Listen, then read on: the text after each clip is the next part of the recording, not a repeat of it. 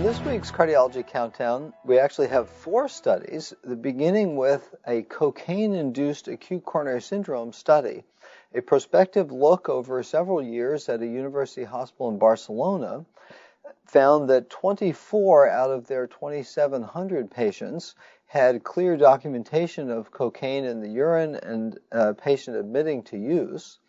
They found that these patients had higher peak troponin levels and a higher mortality compared with age-matched non-cocaine-induced acute coronary syndromes, and thus an interesting look at an infrequent but difficult problem. Now, another study at the number 3 spot is a risk score developed for acute aortic dissection.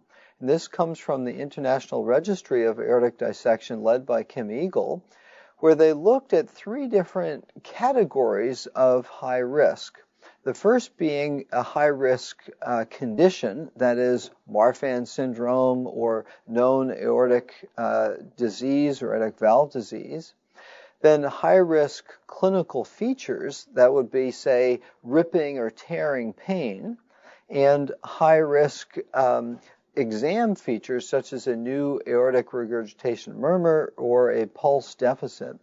And so looking at a risk score of 0, 1, 2, or 3, depending on whether features in each of these categories was present, they found that the patients with a risk score of 2 or 3 could go and should go really for immediate surgical consultation and expedited imaging with an eye towards getting to the OR as quickly as possible, whereas those with a risk score of 0 could proceed to a next diagnostic test, and risk score 1 look quickly at the EKG and chest x-ray and then move to aortic imaging, and thus a very useful new clinical algorithm deriving from this risk score.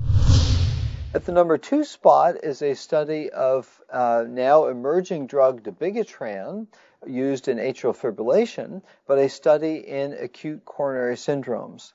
This was the so-called REDEEM trial as a dose-ranging study in 1,800 patients, looking at several doses ranging from 50 milligrams twice a day up to 150 milligrams twice a day. They found, not unexpectedly, that the higher doses had a higher risk of bleeding.